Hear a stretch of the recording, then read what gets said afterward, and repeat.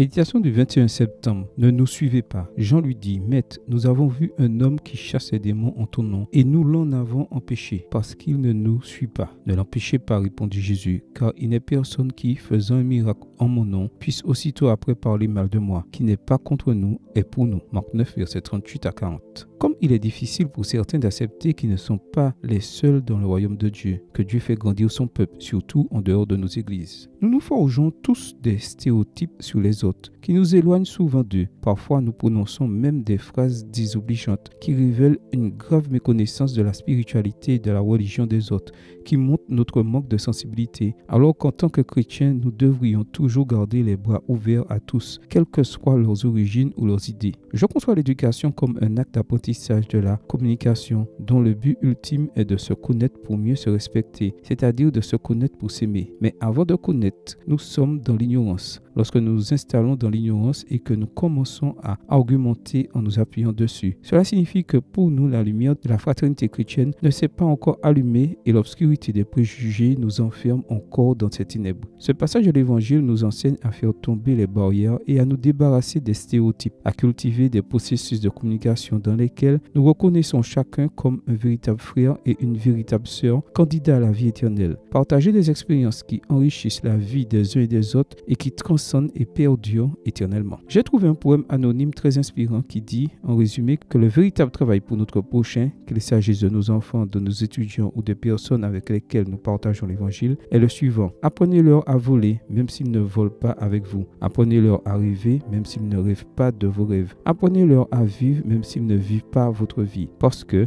dans chaque vol, dans chaque rêve, dans chaque vie, la trace du chemin enseigné restera toujours. Face au « Il ne nous suit pas » de Jean, Jésus nous rappelle qu'il ne s'agit pas d'amener les autres à suivre notre chemin, à accepter notre vérité ou à partager notre vie, mais de suivre celui qui est le chemin, la vérité et la vie. Jean 14, verset 6. L'important n'est pas qu'ils nous suivent ou non. Ce qui compte, c'est qu'ils le suivent. Seigneur, apprends-moi à respecter ceux qui te suivent honnêtement, différemment de moi, et à les aimer comme tu les aimes. Amen. Bonne journée à vous et que le Seigneur vous bénisse.